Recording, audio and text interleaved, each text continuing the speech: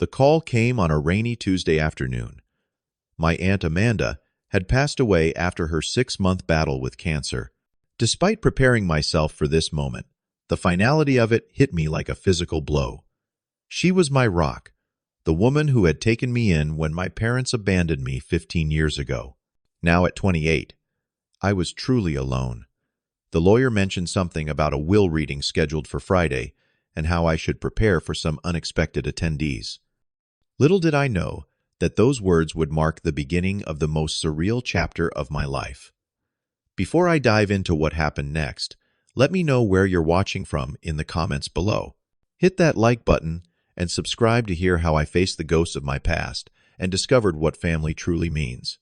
I was born in a modest suburb outside Boston to what seemed like a normal middle-class family.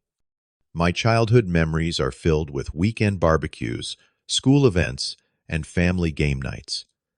But the brightest spots always involved my Aunt Amanda, my mother's younger sister. Unlike my parents, who were often preoccupied with work and their own concerns, Aunt Amanda made me feel like I was the center of her universe whenever she visited. She never married or had children of her own, pouring her affection instead into being the world's greatest aunt. Every Sunday, she would take me to the park where we would fly kites or have picnics regardless of the season. During winter, we built snowmen with top hats she bought specifically for this purpose. In summer, we caught fireflies in jars with holes punched in the lids, releasing them before bedtime while making wishes.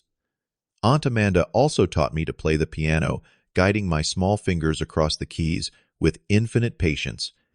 For birthdays and Christmas, she always knew exactly what would light up my face, not just toys but experiences, trips to museums, aquariums, and once when I turned 10 tickets to my first baseball game at Fenway Park. Life seemed perfect until I turned 13. That year, everything fell apart like a house of cards caught in a sudden gust of wind. My father lost his job at the engineering firm where he had worked for 12 years. The company downsized, and despite his experience, he found himself competing against younger graduates willing to work for less. My mother, who had been working part-time as a dental receptionist, picked up extra shifts and a second job waiting tables on weekends. The financial strain transformed our home atmosphere.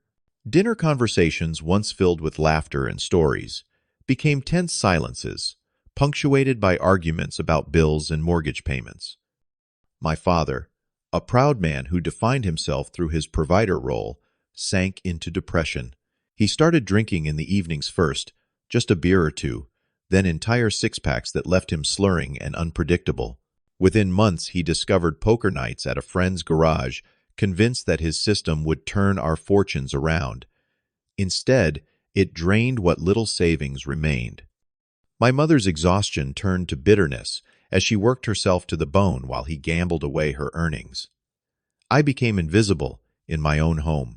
Neither parent had energy or attention for school events or my rapidly declining grades.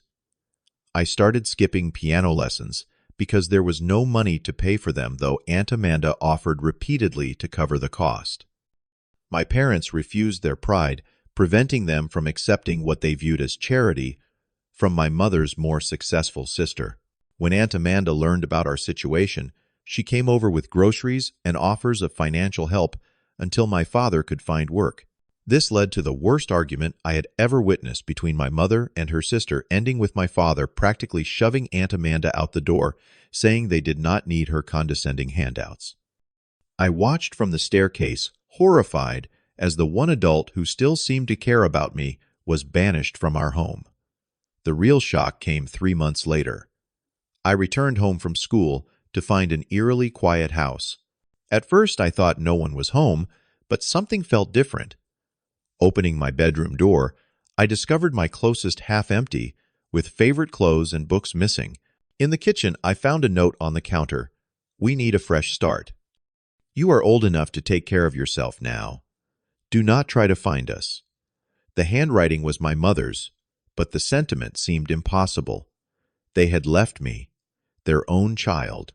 No explanation beyond those cruel lines suggesting I was somehow a burden they needed to shed to rebuild their lives. I sat on the kitchen floor until darkness fell, note clutched in my hand, unable to comprehend the reality of my situation. Mrs.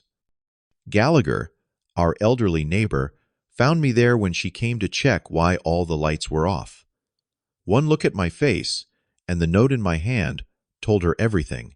She guided me to her apartment, made me soup I could not eat, and called the only number I could think to give her Aunt Amanda's. Within hours, my aunt was on a plane from Chicago. She arrived past midnight, bursting into Mrs. Gallagher's apartment with windswept hair and tears streaming down her face. She gathered me into her arms, promising repeatedly that everything would be okay, that she would never leave me. I remember the scent of her perfumed jasmine and vanilla as I finally broke down sobbing against her shoulder until exhaustion claimed me. The next morning she helped me pack whatever remained of my belongings. Her determination was like a force of nature as she navigated the initial chaos, speaking with school administrators, contacting child services, consulting with a lawyer friend about guardianship procedures. Within days, she had arranged for me to move into her spacious Chicago townhouse. The legal battle for guardianship proved more challenging than either of us anticipated. The authorities needed to make reasonable efforts to locate my parents who had seemingly disappeared without a trace. Aunt Amanda hired a private investigator who eventually found them in Nevada, where they had taken jobs at a casino. When contacted by family court officials, they showed no interest in reclaiming their parental rights, but also initially refused to sign the paperwork relinquishing custody. It took 6 months of legal wrangling, during which Aunt Amanda never wavered in her commitment to me. She attended every court hearing, hired the best family law attorney in Chicago, and created a home environment so stable and loving that even the most skeptical social worker could see I was exactly where I needed to be. Eventually, my parents signed the necessary documents after Aunt Amanda agreed to a financial settlement they demanded, and she became my legal guardian. Moving to Chicago meant starting over completely. New city, new school, new life. The first months were incredibly difficult. Despite Aunt Amanda's love and support, I struggled with feelings of abandonment and unworthiness that kept me awake at night. If my own parents could discard me so easily, what was wrong with me? What would stop Aunt Amanda from doing the same when I became too much trouble? She seemed to understand these unspoken fears. Every night, she would sit on the edge of my bed and tell me stories about her own childhood, about my mother, before life hardened her about the future she envisioned for us both. Most importantly, she made promises she never broke from small ones, like "I will be at your soccer game tomorrow," to the big one, "You will always have a home with me, Barton. Always." Aunt Amanda found me a therapist who specialized in adolescent trauma. Dr.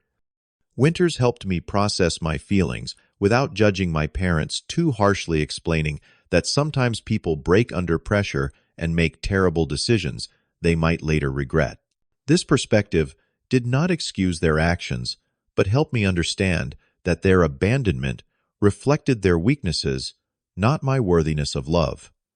At school, I gradually made friends. Jordan and Marcus, 2 boys in my history class, invited me to join their study group, which evolved into weekend hangouts, playing video games and shooting hoops at the local court. Samantha, a quiet girl who shared my interest in architecture, became my project partner and eventually a close friend who understood my reluctance to talk about family. Aunt Amanda noticed my fascination with buildings and design. For my 14th birthday, she bought me drafting supplies and architecture books. Our weekend outings often included tours of Chicago's magnificent architectural landmarks. She would watch with a proud smile as I sketched building details in the notebook she had given me, encouraging this passion that would eventually become my career. By junior year of high school, I had transformed from the withdrawn, traumatized 13-year-old into a confident student with clear goals. My grades put me at the top of my class, and I was accepted to Northwestern University, with a partial scholarship to study architecture. Aunt Amanda insisted on covering the remaining tuition and expenses, waving away my concerns about the cost. "This is what I have worked for all these years," she said during our celebration dinner. "To see you thrive, to help you build the future you deserve." College years flew by in a blur of design studios all-nighters before project deadlines and internships at prestigious firms. I graduated summa cum laude and received multiple job offers. I accepted a position at Hartman and Associates, a well-respected firm specializing in sustainable urban development. Aunt Amanda sat in the front row at my graduation ceremony, cheering louder than anyone when I crossed the stage. With my career established and life seemingly on track, the question of my parents occasionally resurfaced. During a late-night conversation on my 25th birthday, slightly buzzed from the expensive champagne Aunt Amanda had opened, I confessed my curiosity about their whereabouts. "I think about them sometimes," I admitted. "Not because I want them back in my life, just wondering if they ever regretted what they did." Aunt Amanda did not try to dissuade me when I decided to hire a private investigator. The search took several months, but eventually I received a comprehensive report. My parents had moved to California after a few years in Nevada. They now ran a small convenience store in a coastal town, living in the apartment above it.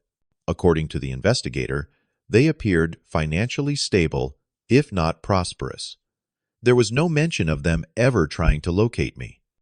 I stared at their recent photographs for hours, searching for remorse in their expressions or some explanation for their actions. They looked older, of course, but surprisingly ordinary, not the monsters my memory had sometimes painted them to be, just flawed, selfish people who had made an unforgivable choice.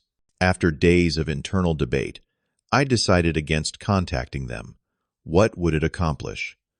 The fantasy of a tearful reunion with profound apologies seemed childish now. They had forfeited their right to know the man I had become, and I had built a good life without them. Aunt Amanda supported my decision without influencing it either way, understanding that closure sometimes means leaving certain doors firmly shut. Life continued smoothly until 6 months ago, when Aunt Amanda began experiencing persistent stomach pain and fatigue. The diagnosis came like a thunderbolt: pancreatic cancer, already in stage 4, having spread to her liver. The prognosis was grim: 6 months at most, with treatment only able to manage symptoms rather than cure the disease. I took an immediate leave of absence from work to care for her moving back into her home. The woman who had saved me in every possible way now needed me, and I was determined to make her final months comfortable and filled with as much joy as possible. We spent our days reminiscing, watching classic films she loved, and sometimes just sitting together in her sunroom, overlooking the garden she had lovingly tended for years. When she felt strong enough, I would drive her to the lakefront, where we would watch the sunset bundled in blankets against the Chicago wind. During one of these outings, she brought up a subject we had been avoiding. "I have made all the arrangements with Lawrence," she said, referring to her longtime attorney and friend. "Everything will go to you, of course. Please, let's not talk about that now," I pleaded. She squeezed my hand. "We must, dear boy. I need to know you understand what is coming and that you will be okay." In her final weeks, she shared wisdom and advice that I treasure more than any material inheritance. She made me promise to continue living fully, to not let grief consume me. She extracted a vow that I would return to work, pursue my passions, maybe even open my own firm someday, as we had often discussed. "And Barton," she said during one of her last lucid moments, "learn to forgive, not for their sake, but for yours. Do not let bitterness take root in your heart. It would undo everything we have built." I held her hand as she slipped away peacefully one morning as dawn broke over the lake. The world seemed immediately darker without her presence, the house emptier, despite being filled with mourners in the days that followed. Her funeral was exactly as she had planned it, not a somber affair, but a celebration of her life. Classical music she loved played softly in the background. White roses and lilies, her favorites, covered every surface. Friends, colleagues, and neighbors shared stories that made us laugh through our tears.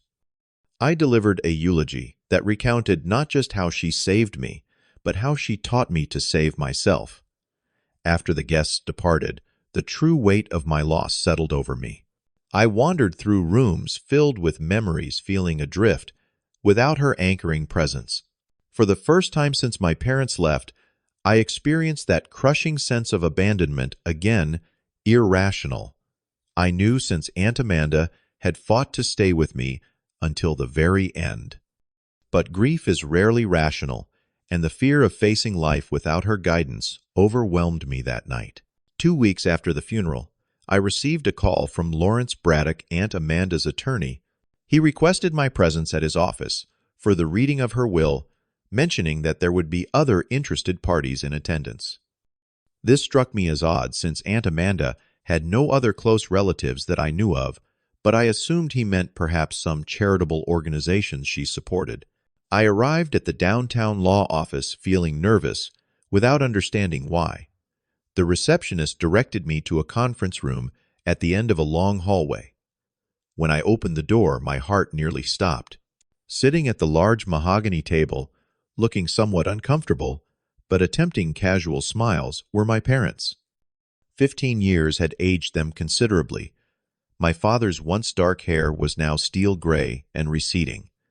Deep lines bracketed my mother's mouth, and she had gained significant weight. Yet I recognized them instantly, and the shock of seeing them felt like being doused with ice water. "Barton," my mother said, rising slightly before sinking back into her chair. "You look wonderful." My father nodded awkwardly. "All grown up now, son." The casual greeting, as if we had seen each other just last week, rather than a decade and a half ago, left me speechless. I managed to take a seat at the opposite end of the table, grateful, when Lawrence entered a moment later, breaking the unbearable tension. "Thank you all for coming," he began formally, placing a folder on the table. "We are here to discuss the last will and testament of Amanda Catherine Winters." As Lawrence began reading the legal preamble, I tried to control my breathing while stealing glances at the people who had abandoned me. What were they doing here? How did they even know about Aunt Amanda's passing? The questions multiplied as Lawrence continued.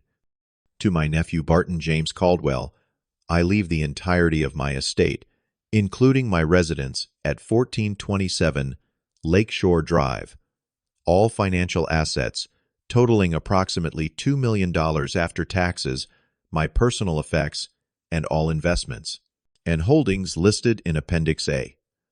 I barely registered the substantial inheritance distracted by my father's sudden straightening in his chair and my mother's sharp intake of breath. "This is outrageous," my father interrupted, his voice carrying the same authoritative tone I remembered from childhood. "We are his parents. We have rights here." Lawrence paused, regarding my father with a cool expression. "Rights, Mr. Caldwell. We are his legal guardians," my mother chimed in, her voice sugary. "Barton was temporarily in Amanda's care, but we never formally terminated our parental rights." I felt like I had stepped into some bizarre alternate reality. Were they actually claiming they had some right to Aunt Amanda's money? The same people who had walked away from me without a backward glance. We had every intention of coming back for him when our situation improved. My father continued pulling papers from a worn briefcase. "We have documentation showing our agreement with Amanda was temporary.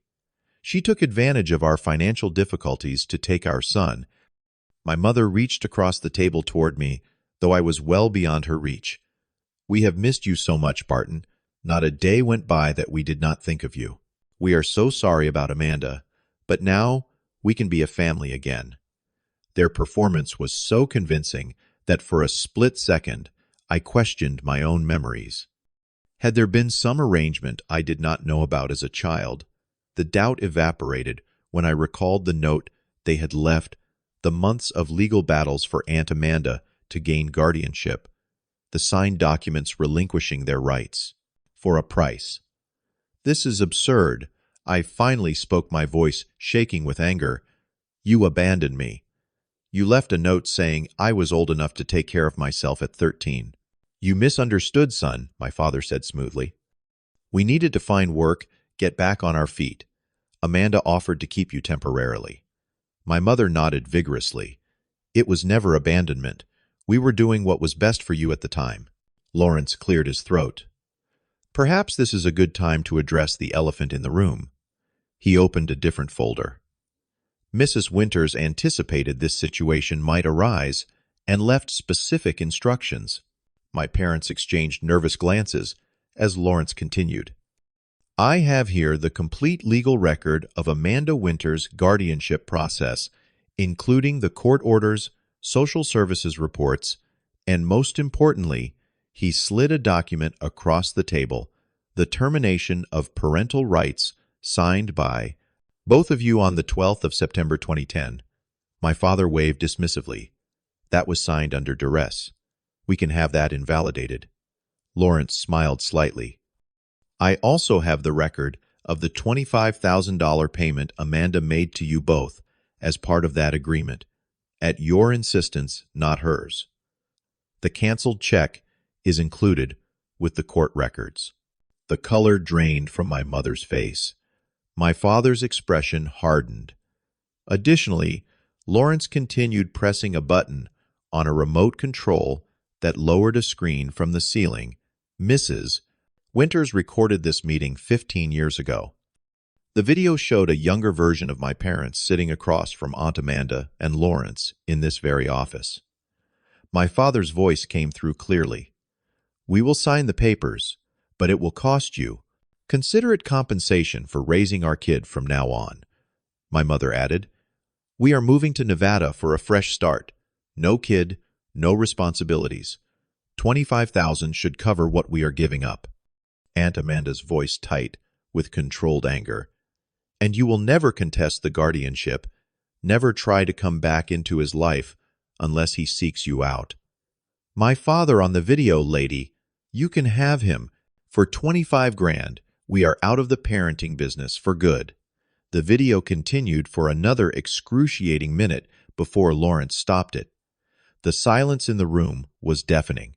That is edited, my father finally sputtered. Taken out of context. The full recording is available, Lawrence replied calmly. As is the detective's report Amanda commissioned last year documenting your current financial difficulties with your failing business in California and your history of approaching other relatives for loans over the past 3 years. My mother began to cry, though whether from shame or thwarted plans I could not tell. My father's face had turned an alarming shade of red. Furthermore, Lawrence added, should you pursue any legal action contesting the will or guardianship, Mrs. Winters instructed me to release this recording to the court and, if necessary, to the media. She also set aside funds specifically for legal defense against any such claims. I finally found my voice. You sold me for $25,000. The reality was, somehow even worse than abandonment. And now you thought you could just show up and claim an inheritance that has nothing to do with you, Barton, please, my mother pleaded. We made a terrible mistake. We have regretted it every day. We are your parents, my father insisted, though, with less conviction. Blood matters. No, I said, standing up. What matters is who stays, who loves unconditionally, who builds you up instead of treating you like a burden or a commodity. Aunt Amanda was my real family. I turned to Lawrence. I would like them to leave now.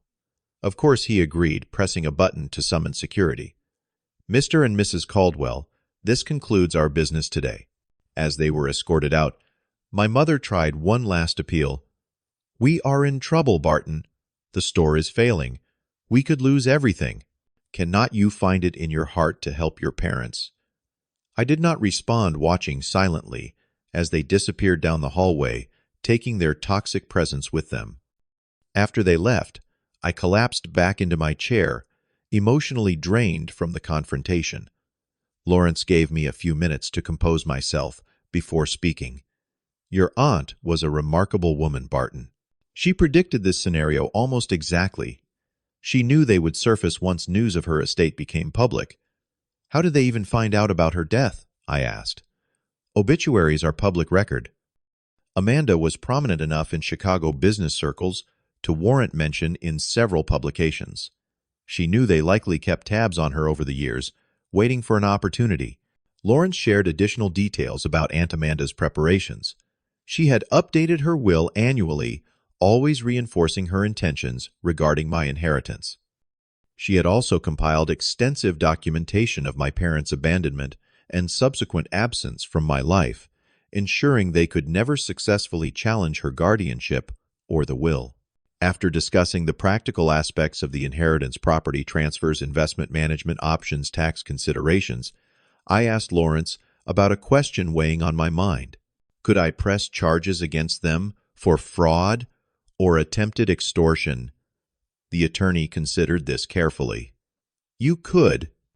The evidence is substantial, and their intent seems clear. However, your aunt left a personal letter for you. He handed me a sealed envelope. Perhaps read this before making any decisions about your parents.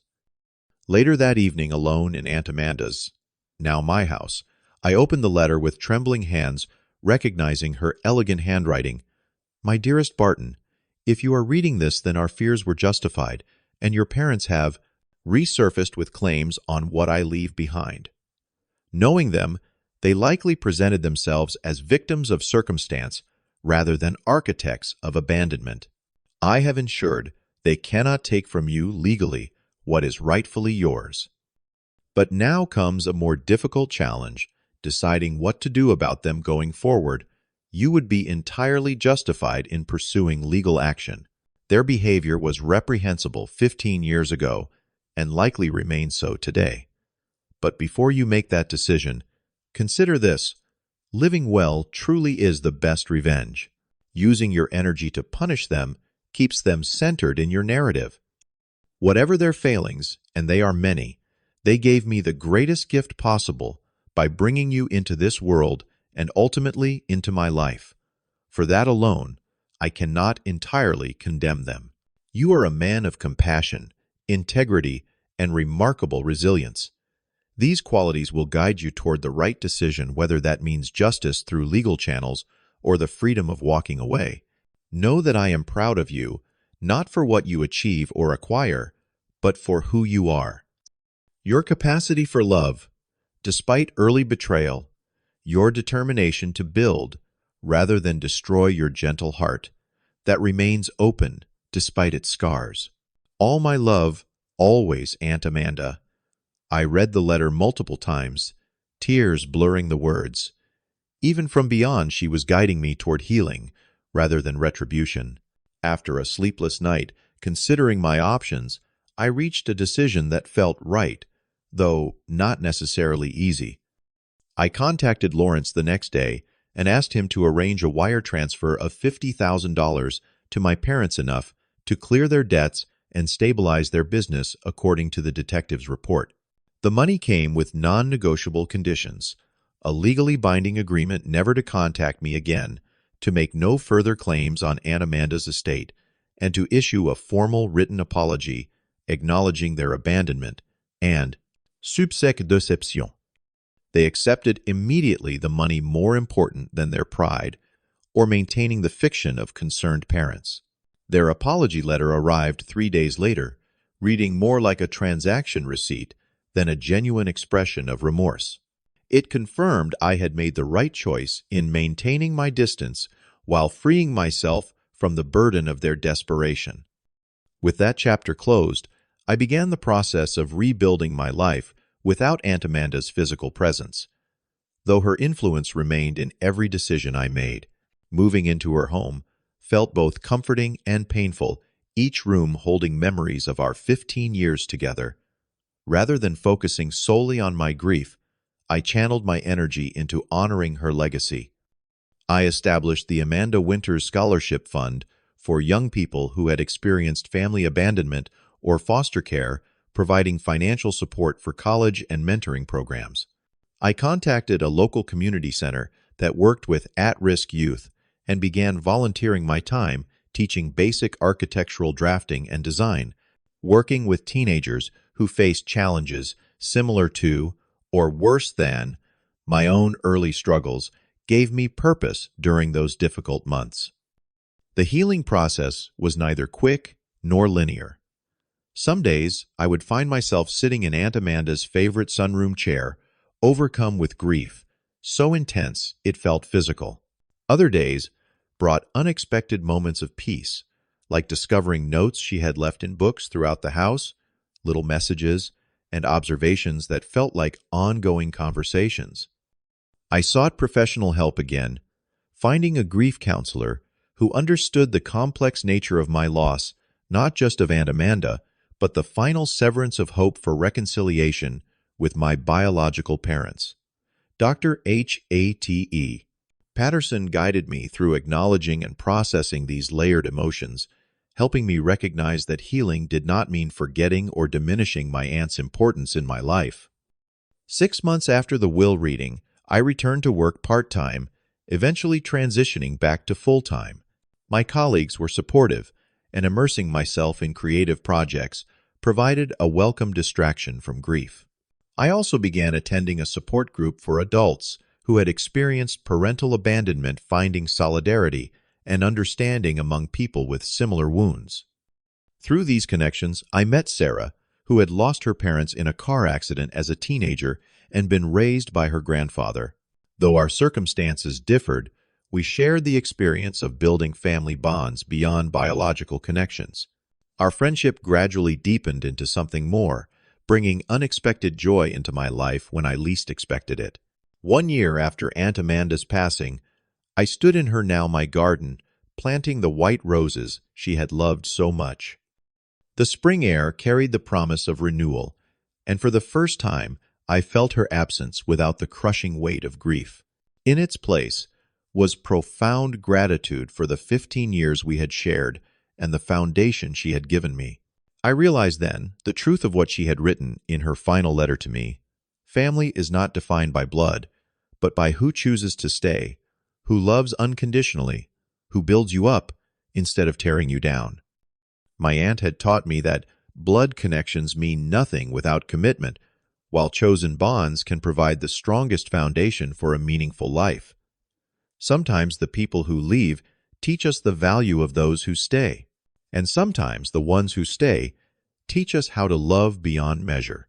I no longer live in the shadow of abandonment. Aunt Amanda gave me the tools and love to build a life filled with purpose and connection, and that remains her greatest gift to me.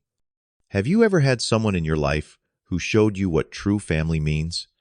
Someone who stepped up when others walked away? Share your stories in the comments below. If this account of finding family beyond blood resonated with you, please like this video and subscribe to my channel for more stories about overcoming life's challenges and finding strength in unexpected places. Thank you for listening, and remember that sometimes our greatest chapters begin after the most painful endings.